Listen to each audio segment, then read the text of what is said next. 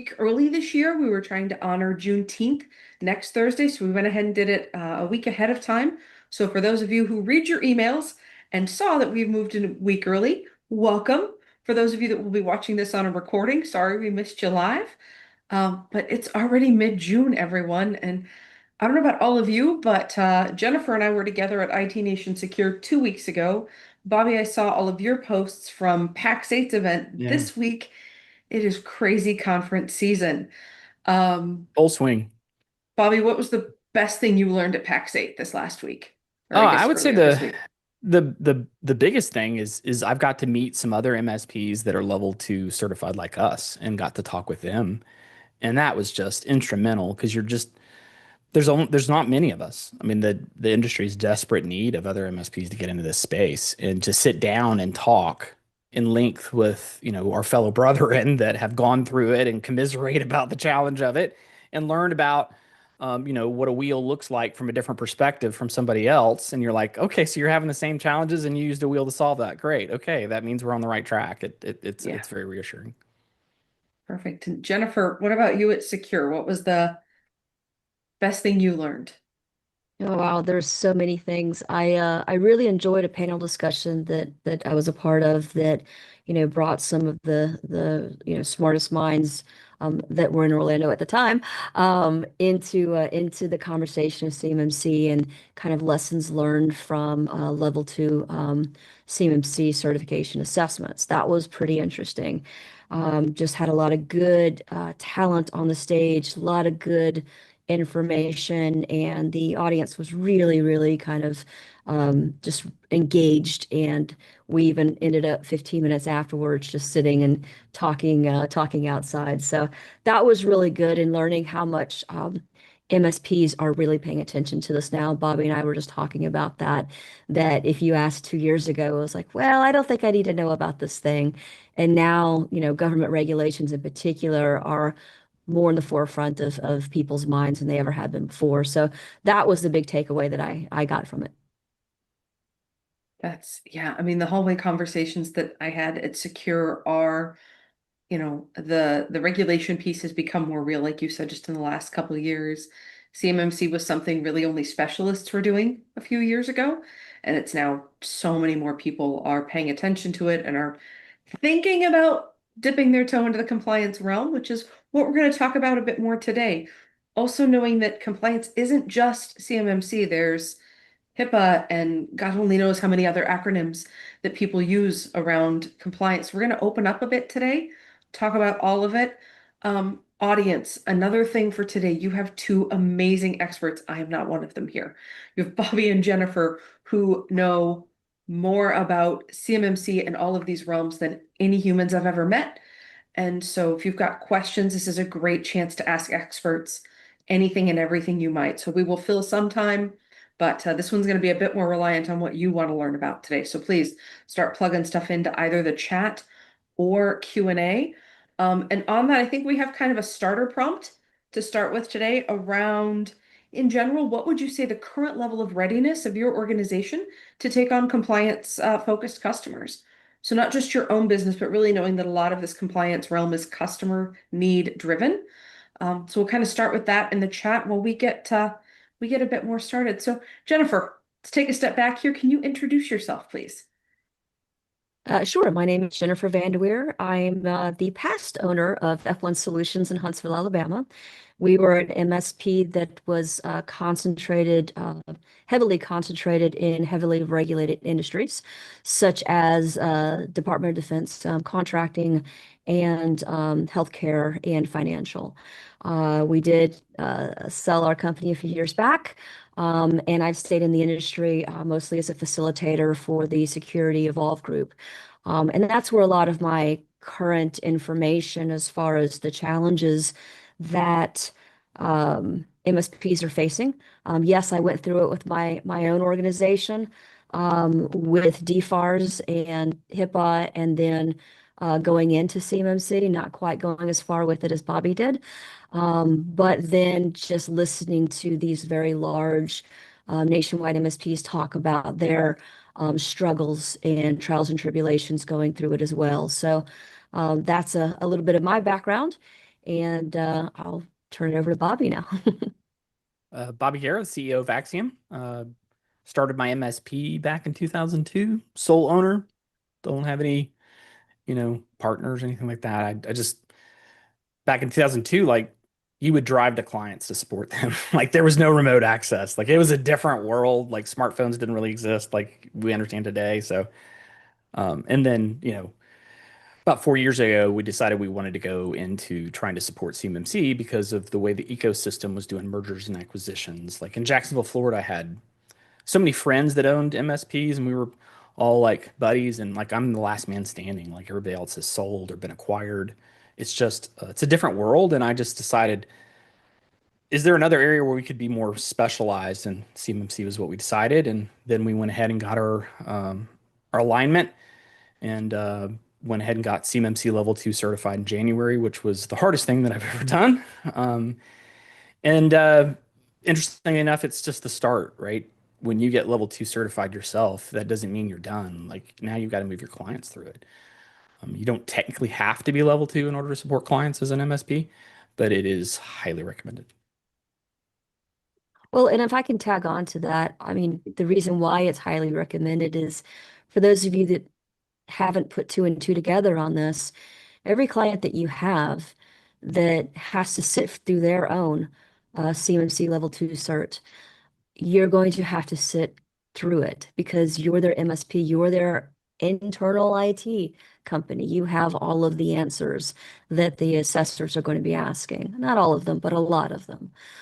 So if you were able to walk in and already have been there and done that like Bobby has, that's a huge value for your organization as far as the experience you bring to the table, as well as the credibility it lends to the auditing team that's coming in to assess you. They're going to still challenge you on all of the controls and all the assessment objectives, but you're going to have probably a smoother time getting through it because you're familiar with it. Your MSP that's supporting you at level 2 has already gone through the steps and already has those statements to present. And that's the big piece right there is the competency that it brings you. Is that correct, Bobby? Yeah, absolutely. When I was at PAX 8 Beyond, like you were saying, there's about maybe 40 or 50 people in the session. I was lucky enough to be in a panel with other people that had gone through their level 2. So it was a very unique situation to be on stage with like several of the MSPs. There's only like I think 6 of them in the country right now that do full help desk support. Like, and I think there's like 16 like MSP, MSSP type variations just in the country. So just to have like 3 on stage to talk about like their experience was just extremely rare. And we were up there talking about it, and we asked the question like, how many of you have clients in that space? And like 80%, I would say, raised their hands. And that means 80% of those companies have a decision to make. Like, do I fish or cut bait? Do I really go in and want to, as my organization, be ready to support our clients as they go through that journey? Or do I need to pass them off to somebody else? Because we care enough about that client to realize if they fail their audit, they could lose all their contracts. They could go out of business. We could totally make those people go out of business for a lack of desire of doing it professionally. Like you got to really take this super serious. It is not just like HIPAA or some of the other types of standards that you can sort of be involved in or adjacent to. Like when you're doing CMMC for client, like you're literally propping them up and supporting of the 320 requirements, like probably 80% of those requirements are going to fall on you as an MSP, and you have to speak to that in the audit. So it's not like you can just sort of wing it. Like that auditor is looking you in the eye and saying, I need valid answers that you can prove. Show me. You show me. It's scary stuff. Like my forehead broke out in hives from getting ready for our assessment. Like it was that stressful for us when we did it. So you can't mess I, around with this. You have to be real serious. And so a lot of MSPs are looking down the barrel of that decision of deciding, do I fish or cut bait? And, that's why we have our podcast where we've talked about our journey. So, if you look on Spotify and look up Climbing Mount CMMC, that is our podcast. And we talk very openly about all the challenges, costs, a lot of the stuff that everybody wants to know is we cover it very much in detail, trying to be open because when we went through it, nobody had anything like that. So we were like, let's just try to share that so that other people behind us can kind of know what to expect. Yeah, I mean, I've heard a bit about your journey, Bobby. Jennifer, you and I have talked at length about this. There were so many surprising parts of this, not only in the prep, but even during the audit, that if you fail one section, it's done. Like there's no going back, there's no redo. And so the amount of prep that's required for that, I have to believe that MSPs kind of looking at this, it's that Carter horse. Like, yeah, there has to be a tipping point where you have enough customers to make this financially beneficial for you who need that, but you kind of have to be down the path a little bit to even be considering those customers because I don't know if it's a, if you build it, they will come situation or not, but it seems like a huge investment of time and resource. Um, and we did have somebody in the chat kind of share that they're looking at going down this, but it's a little daunting from a resource perspective. So we will get to that part. Let's talk about some of the key frameworks. So you've got CMMC, you've got ITAR and HIPAA. Let's take a step back just in case somebody's not quite sure what's covered under some of those or who might need those frameworks in their business. Let's start with the easiest one. I think one a little bit more common. Where does HIPAA apply? So, Bobby, Yeah, go ahead. go. Well, I mean, they are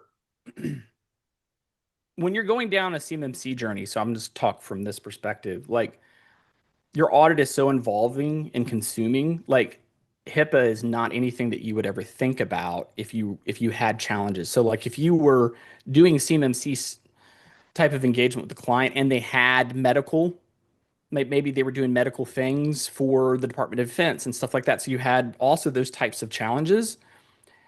It is like they're different lanes, so you have to really take them as separate challenges that can work together, but they are so regimented in the CMMC. Like you've got to make sure that you nail it absolutely accurate in order for you to pass, and then also address those HIPAA challenges as well.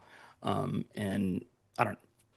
Well, and I It's think if we're looking at this from, I guess most of the folks watching this, have exposure to lots of different industries, like my MSP did. They have some exposure to the DIB, Defense Industrial Base, but maybe they have some exposure to HIPAA clients, medical clients, doctors' offices, medical practices, and car dealerships for FTC, and just all kinds. We can go into financial and all the different acronyms that pop up with financial. What I can say is this, is that the reason why we're talking so much about CMMC now is because it has the most, with the exclusion of certain financial industry regulations, CMMC has the most amount of teeth right now. I likened it before to, with DFARS, it's like you could drive your car for a day, a week, a month, 10 years without a driver's license until the day you got caught. And the day you got caught was a bad day. It wasn't a life-ending day. It wasn't a super horrible day, but it was a bad day. Now, before the car door even opens, you have to show your CMMC certification. That's kind of where I liken it to. You can't even get into the car until you have that. Other regulatory entities are starting to see this and starting to see how much it has teeth. HIPAA, came out recently. They put out for public comment. Now they've retrieved it back again and are digesting the public comment. But they've put out their new proposed changes to HIPAA high-tech security rule. There's some teeth in there. There's some really strong teeth about before it was the industry could identify, or the business could identify what they wanted to do here. The business could set what their policy was for this. Now it's like, you must do an annual assessment. You must do an annual pen test. You must do at least every 6 months of quarterly vulnerability scans. None of that was a must before. It was organization could define it, and then you could go from there. So that hasn't officially come out yet because it's still going through the process of everything. I don't think those pieces are going to be cut out. And you look for some changes in the HIPAA regs, probably spring of next year is what people are saying. we'll see what that looks like. But the reason why we're bringing all this up is because when you start to care about a highly regulated industry, it translates across most industries. You know, the controls are the controls. They have different control numbers, but you're going to have very similar controls from one that you do the other. And so what I would say is, you know, for those of you that are looking at CMMC, it's a great lift. It's a heavy lift, but it's a great lift. But you're going to be surprised at how many of those cross map over for your own staff's knowledge, how much of that cross maps over to HIPAA and to other regulations that are out there. Could you bring that chart back up? Yeah, So absolutely. I just want to get super specific from just what I've experienced. So doing CMMC for us was the hardest thing that we've ever done because we basically had to stand up a whole new organization to be able to not only get compliant ourselves, but support our clients out of it. You don't have to do that for HIPAA. It is a completely different animal. So we're like comparing elephants to like kangaroos here. So now you can get in your documentation cross mappings like Jennifer's saying. So you can look at this and go, okay, well, our approach that how we do HIPAA here could be relevant and applicable to how we do it in CMMC. So there's absolutely cross mapping. But the requirements in the validation process is so intense. When you, like I said, I highly suggest you get level 2 certified. It is the starter pistol for you to then work with your clients to get the journey because think about this. Getting ready as an MSP to do it is a 6-figure cost. It's going to cost you over $100,000 to do this as an organization easily. Okay. It's not a stroke a check at one time. You know, it's a slow paper cut burn that's going to consume that over a year or two that you're going to spend. I mean, for us, we allocated 250,000 and we come close to spending that over the course of 2 years. I mean, it's extremely expensive to do this. So it is not just let's just go ahead and slap some tools and get this thing done. You've got to really think about it because you've got to do it at scale to be able to do this at a point to be able to support enough clients to make this really worth your effort, right? So the cross mapping needs to get. Now, when you're looking at ITAR, that's about export type controlled information. So this ITAR has been around before CUI and this whole other program. That is a conversation with an attorney that understands this about that type of data because CUI may be ITAR or it may not be ITAR. They are not the same. They are not synonymous. So that is a whole thing that if you're going to deal with that type of data, you need to have a really good attorney and have some good conversations with them about understanding about how you handle your clients around that and what responsibilities you have. So those are things that I would definitely be very ITAR, you can really get yourself into trouble if you're not paying attention. So you really, really need to get legal counsel. That's not something you just do some searching on and look under like, you know, the CUI registry or things and just figure this out on your own. Like you need to get somebody who can counsel you and they don't charge little per hour. They're pretty expensive. There was at IT Nation Secure on a panel. There was an interesting question that was asked from the audience of the panel. Like I said, of some rock stars in the CMMC world. And the question just still resonates with me. It's how long until other industries start adopting CMMC framework, NIST 800-171 framework. And from the panels that were on the stage, you know, Lawrence and Joy and Ozzy, I mean, some heavy hitters. It was interesting. All of their answers matched up with what mine was. I'm not as heavy of a hitter, but all of theirs matched up with what I was thinking. And they were one. Oop, did we lose her? Yeah, it froze. Well, I think to kind of finish what she was saying there, I think where she was going with that is that, like Canada, they adopted CMMC, the system. They're implementing it now. You look at government-wide, called the FAR Council. So they're in charge of government acquisitions, not just for the Department of Defense, but anything government-wide. they have now adopted a stance about CUI, and they are adopting 800-171, which is what CMMC is based on. So you're starting to see government-wide applications of this standard or variations of it that are being applied, and you're going to start seeing that across state and local governments start to happen. This is just the beginning of how this is going to happen. The new normal will be MSPs understanding how this is going to be impacting their business. It's just Well, a and matter it of won't be long. I mean, even your cyber insurance tends to Mhm. look at what other groups are doing and start to fill in some of your insurance requirements around that. So it's not too tin hat to think that they're going to start seeing that CMMC works, the benefits, the less risk, and start to maybe include some of these even in your insurance plans in others. Like it's a somebody's got to forge the path, but then everybody tends to kind of follow along that path. Well, one of the things that's just very bizarre and different with CMMC than like say CIS. CIS would be like, okay, the first family in CIS is going to be defining of your devices, right? I want to know assets. And they have like, 1, 1, 1, 2, 1, 3, right? Mhm. But the way CMMC works is it's based on 800-171 alpha, which has 311, and in 311, which is access control, which is users, it breaks it down by user, process, device.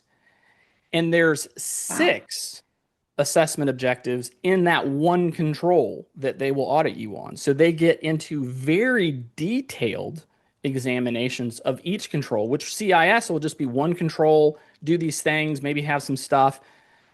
That's not what they want. In CMMC, it's like, show us the policy, show us Mhm. the procedure, show us the validation test, and account for all 6 of these specific objectives you want to see that you're meeting. And you do that 320 times. It's like, it's like very intense.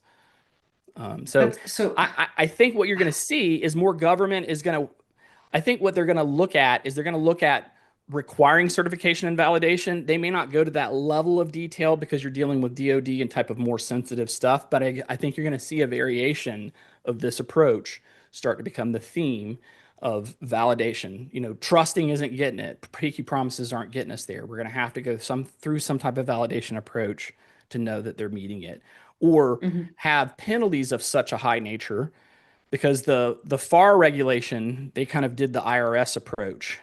So they're saying organizations that are doing work in like that fall under that requirement, if you get caught, you'll be fined. So So similar to HIPAA that if you violate it, right. there's fines, at And least at the medical practitioner. I worked in a medical practice when HIPAA became a thing. I'm dating myself there, but yes.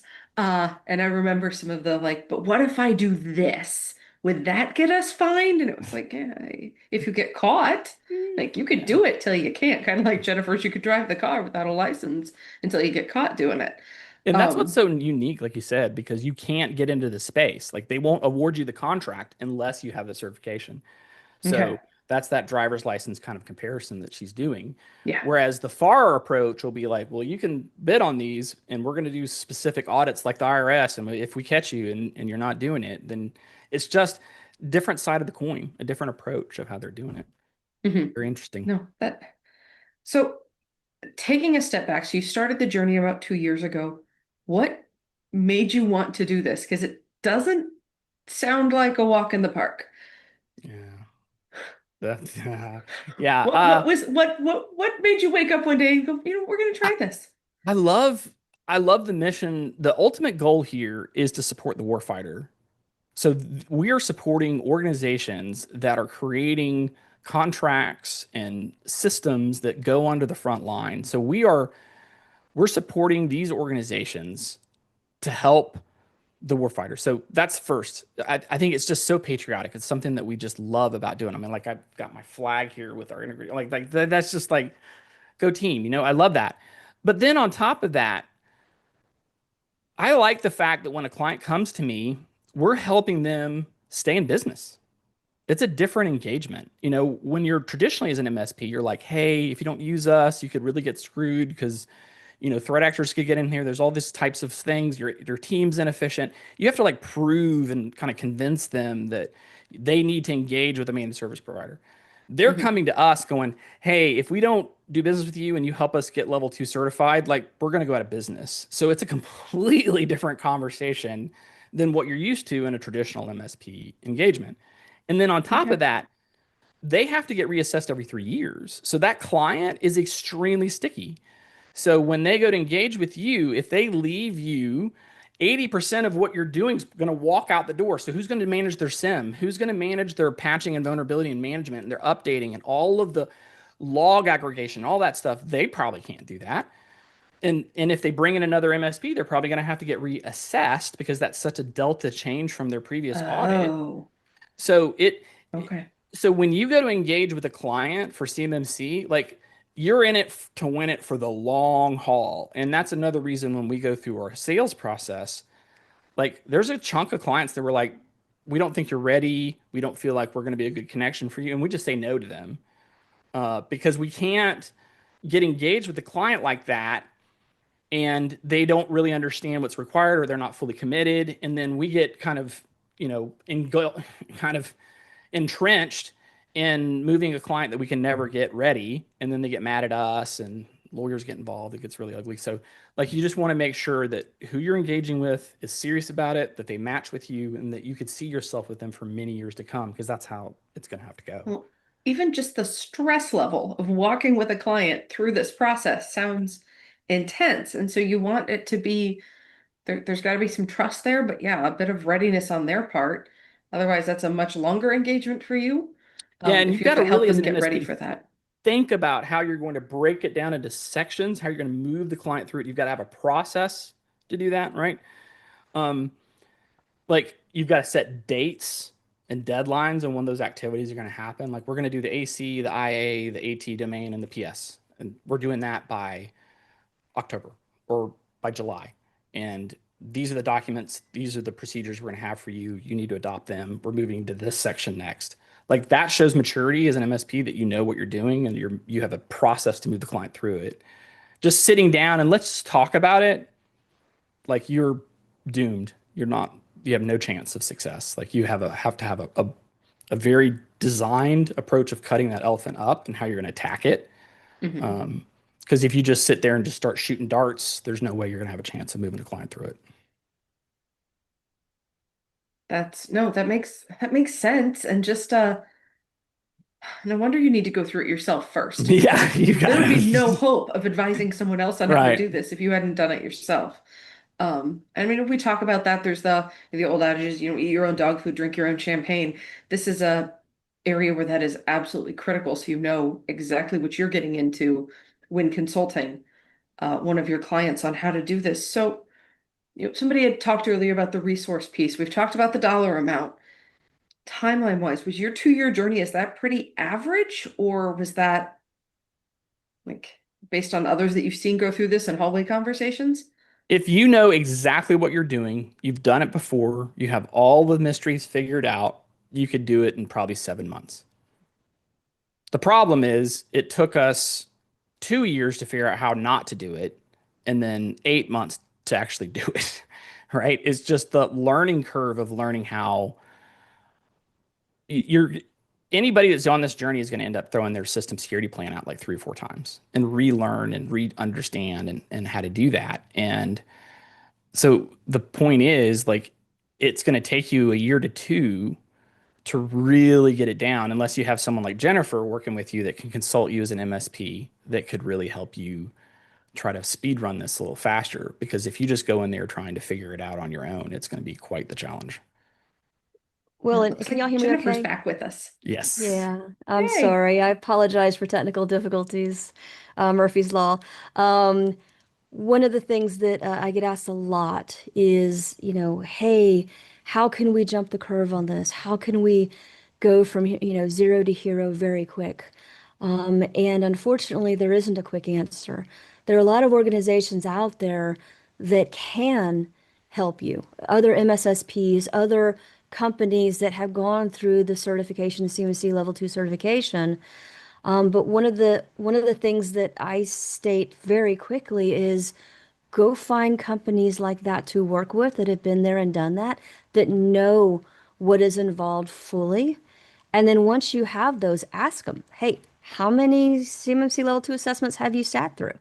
If it's just your one, great. But were you also participating in JSVA, way back when? Were you participating in this? Do you have a breadth of knowledge of what it's going to take truly to advise an organization for a readiness? There are a lot of organizations, or not a lot, there are several organizations out there that can create readiness engagements with you. I'm not one. I'm happy to refer you to some, but there are several of them out there, and the questions to ask are: have you been there and done that yourself? And have you assisted others that have got a 110 on their CMMC score? And if that is the case, then those organizations are probably great and great alignment to help you get going yourself and with your MSP, and then help you jump that curve with your clients down the road. We're also doing a webinar this month talking about in more detail of like what readiness looks like, what you would expect. I think they're going to put in the resources for people to possibly sign up to look at. No cost. This is just us trying to be transparent. Yes, we're all technically, competitors, but like the reality is this space needs more MSPs to come in and support it so that the ecosystem can move efficiently through market adoption. The industry needs at least 500 more MSPs to step in this space, at least. And there's 15, like 17 in the marketplace that I know of right now, of which I think only like 5 are actually doing full help desk, like a traditional MSP engagement that do CMMC support. Like there just isn't enough. And so the industry needs them, but it's also probably the hardest thing you'll ever do. So it has to be, you have to have a little bit of a craziness to actually go into about doing this, but it's desperately needed. And so also, I think if you're wanting to try to do this, attending the webinar like what we have is a good start. Listening to the podcast that we have is also a good start. Getting training like your CMMC certified professional, your CCP training. Go to Edwards is a great one. Corinne Wise does another training session. She's amazing instructor. Following those types of people on LinkedIn. Follow us. Jacob Horn and Hill are great people to follow. Kiri, Corinne Watt. There's just so many great leaders in the industry on LinkedIn that you can follow to get some ancillary information. There's just a lot of ways that you can sort of get good experience without necessarily having to spend a lot of money. And those are some areas I'd highly suggest. Yeah, And one of the things I want absolutely. to Oh, go really back quick. and Sheila had cover. a question in the chat. Sheila, if you go down to the bottom of this page, you'll see a section called resources. You can click on that and you'll see that Axiom CMMC webinar on the 23rd of this month to register for it. And then we also did a webinar, Bobby, with you last month that I think Linus is looking up the link for to Yeah, include in that'd be that. great.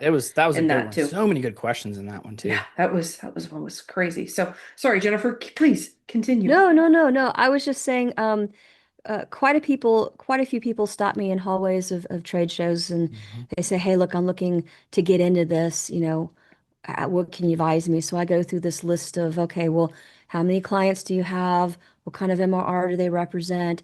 Are you targeting this as new business? Are you targeting this as preservation of business? There's a whole business conversation that happens before we ever even talk about assessment. And I've actually broken this down into a fairly long session with Empath. So those of you that are members of Empath, you can go and see my breakdown of my sessions where I walk you through decision making of if you want to play this game or if you don't want to play this game. I encourage everyone to. We need more quality MSPs supporting the DIB and supporting our nation's, important information. And we need to make sure that we're doing what we can to go in that route. But I just thought I would say that some of you that would like to have a little bit more in depth walking through this, feel free to look through that Empath episode. I think there's 5 of them up there, and you can walk through some of the the thought process. I'd like to check that one out. That Yeah, sounds like a okay. great course to go through. I Yeah, like I that. just Impath is shared awesome. the link to the Empath page. If you haven't heard of it, Empath is a newer organization in the MSP space that's really designed around education and training for owners, techs, everybody. But it's, I think, one of the first non-vendor specific tools I've seen out there around Yeah. just business training and CMMC training and marketing and sales and all sorts of pieces. And it's all really crowd developed, which is kind of a unique perspective that it's not, me as the vendor telling you how you should do it the Huntress way. It goes much broader and has a giant library of content. So highly recommend checking them out as well. Um, so Someone uh, asked a question about a yes, tool. let's look at that one. Thank you. So what is your take on something like Prevail or tools like Compliancy Scorecard with helping with this? All right, I'm very passionate about this one. So, Take it and away. I do not recommend an in-a-box solution. And here's the reason why I say that. So, would you take all your clients' data and put it in some containerization that you don't have control? You might be able to resell it, you might have it, but their data is going to sit in that container. And it's only going to be as flexible as they're going to provide to you. And they really own that person's data. And all that is a technical solution. That doesn't, they don't drop documentation on your table that have answered all of the things that are going to be asked of you in your audit. So now you've got to go through all of the analysis and understanding of how that tool works. You have to create a system security plan. You have to have all the procedures and processes that attach to it. And you build all of this, stickiness to this tool. And then maybe a year later, you go, man, I don't really like that. Changing all of that is a absolute nightmare documentation and process wise. Whereas if you use like a full-fledged system like GCC or GCC High or another like Azure or Amazon GovCloud or some other cloud-based tool that you have total control and flexibility of designing it, then if they decide, hey, I want to bring the physical location and scope, I want to start printing this stuff, I want to start plugging in USB drives and doing these types of things. The answers can be yes. It won't be easy answers, but you can walk through it with the client and meet them where they're at. But if you put it in a box, you will always be in a box, and it looks sort of like a coffin. So I wouldn't probably do that. That's just my opinion. I am shaking my head vigorously because I could not agree more. I have had firsthand experience with doing this, and it was a nightmare. I mean, there's certain in the box tools. I'm not going to mention any names, but there's certain in the box tools that like you have to get the recipient to accept it and go in and whitelist it. And now you're getting a .mil website. Now you have to go through the government to do that, and they don't like to say yes to a whole lot of changing to what .mil is allowed to do and not do. And like you just start to get into all kinds of craziness. So I completely agree that the in the box solutions, to me, my personal opinion, what I've seen, haven't kept up with the versatility of where things need to be. I could not agree with Bobby's statements more. And yes, there are a lot of other tools, but even Microsoft says, look, if you click all the buttons, do all the stuff and the things, and initiate everything that's in our placemat for against 800-171, which I was part of the committee on that as an past AOSG member. I can tell you it doesn't even get you 70% there. It's like 68 point something percent there.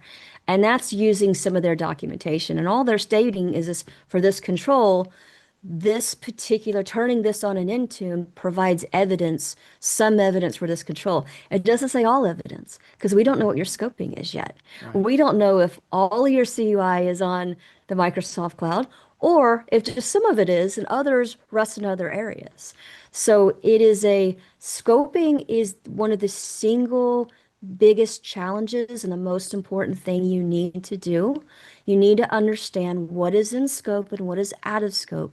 Clearly define those parameters and then challenge it a little bit. Like go back to the company, walk around, ask the owners of those departments, those managers, hey, what do you really have?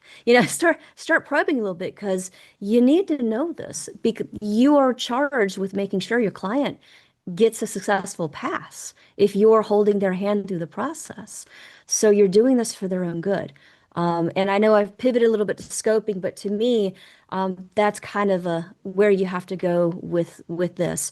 When you're talking about in a box, you're really talking about scoping and trying to do either that little enclave or trying to vastly grow that enclave.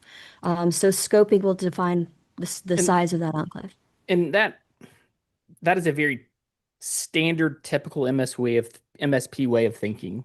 Like MSPs, like we have Product. tools, automations, and processes, baby. We're gonna have one person do a million things and it's gonna be amazing. Like that's what MSPs are great at. That's what we want to do.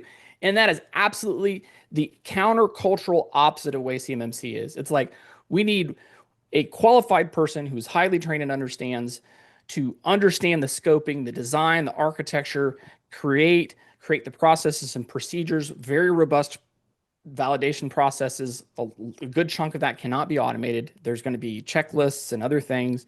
Welcome to the Stone Age. When you get into CMMC, it's a lot more of that is happening now. Organizations like Huntress and others are coming into the space, which are providing a ray of sunshine and hope, but it is slow going. So if you're getting involved in that, one tool to rule them all that makes this whole thing automated, just get that out of your head. That's not a thing. You've got to have qualified people that really understand what they're doing and can really come into and do those types of things. And tagging on to that with tool sets. I mean, MSPs, we have sometimes anywhere from 20 to 50 to 100 different tools that we're using with our MSPs. You know, depending on your size and what you do and how you do it, it is fair. You know, Huntress is a vendor to many of you listening to this. It is fair to ask your vendors, hey, do you have a shared responsibility matrix? Do you have a customer responsibility matrix? That's the same thing, by the way. We just, you know, they just thought it'd be cool to change it. Um, so because of that, you know, it's fair to ask them and it's fair to push them. And industry vendors will listen. Hunters listen. I had lunch with Kyle Hanslova not a couple of weeks ago, and he said, you know, thank you guys for pushing us into doing this. And they, you know, have created their shared responsibility matrix. It is okay for you to push your vendors to provide what they are and are not doing. And that way you understand what the risk model is. And more importantly, your client understands, okay, I'm trying to inherit some from them. This is what they say. Oh, I can't actually inherit it because it's not on their matrix. Bobby, do you have any comments on that? Yeah, I agree. Yeah. When we were coming in for a landing for our organization, um, there was there were two key rules that are in effect around CMMC. There's 38 CFR and 48 CFR. 48 is coming into final landing probably in September. Once that rule goes into effect, it will allow the DoD to weaponize the requirements in the contracts, and that's when it's on like Donkey Kong. But the actual program has been defined in December, and that was the 32 CFR rule, and that's what allowed certifications to happen. So certifications can now happen, but they're not required in contract yet. That will happen at the 48 CFR, which will be, I think, around September is when that will probably go live. No one's knows for sure, so don't hold me to that. But when we were coming in for landing, that wasn't, so we're going back 2023, 24, like that stuff didn't even exist yet. So we're like, we're coming in on a runway that hasn't quite been defined. We're not sure if there's storms, you know, tornadoes, what the heck is going on. So we adopted pretty much a pure play Microsoft tool set because we didn't know how they were going to handle vendors. So we had to be very careful because, you know, we're the stewards of our clients. We can't run our clients up onto shores and just screw them, you know, because they could fail their assessment. So we had to pick solutions and an environment that we knew we could guide our client. So we were very conservative in our approach. So we have almost no tools other than some that we host or if they're FedRAMP accredited. Now things are a different type of engagement. But you've got to really think hard about what tools you're using and how it either positively or negatively impacts you or your clients. And that's where, if you don't have that understanding, having those conversations about a matrix, working with a solid CCA that has gone through assessments and understands scoping and those types of things can make good decisions about the tool sets because you can fix a document, you can't fix a tool set. So like if you go into your audit and you've decided you're using this tool set and go to find out it's not appropriate, you can't fix that in any relative time frame. Like you're doomed for months to get that changed and redocumented the right way. So picking the appropriate tool set, I cannot emphasize enough, is critical to the success and well-being of that journey. And I just realized we are at time. Like this went by so fast. Oh my gosh. Wow. So any last thoughts? I guess we can go a few seconds over. We still have everybody on. Any last thoughts other than I think follow both of you on LinkedIn, connect with both of you. They're very easy to find. They both have very unique names. And yeah, reach out, I guess, and please register for Axiom's upcoming webinar. Like it's the podcast they put together, the webinar they've done are both amazing content. If you're curious about Huntress and some of the things Bobby referenced about us becoming CMMC compliant so you can use Huntress as a tool in that journey. I think we're one of the first vendors in the MSP specific space to kind of go down that path.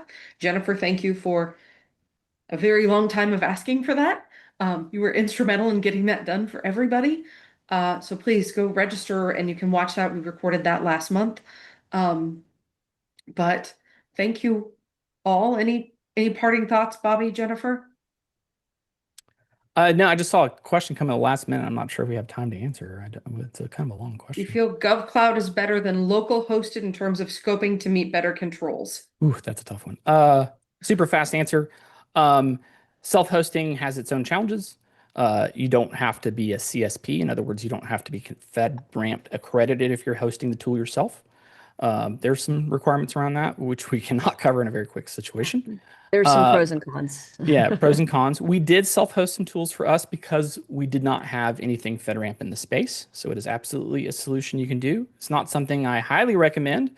Obviously using a FedRAMP tool solves it because you can inherit from them, but it's not required unless you have CUI in that environment. Then it absolutely is. If it's processing, storing, or transmit CUI directly, if it's a security protection asset, FedRAMP is not required. Just want to throw that out.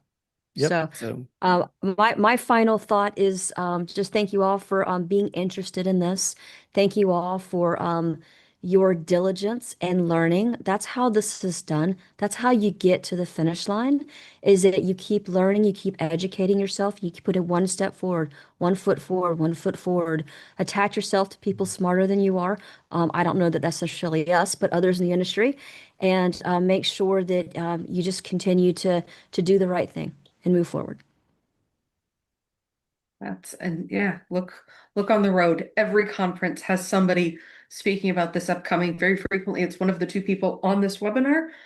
So keep asking the questions, keep exploring. I think Jennifer, you hit it. Like the best way to approach this is with a curious mind, and keep asking. So thank you all for staying on a few extra minutes. Have a wonderful rest of your June. We will see you again in July for the next fireside chat. And yeah, have a lovely beginning of your summers.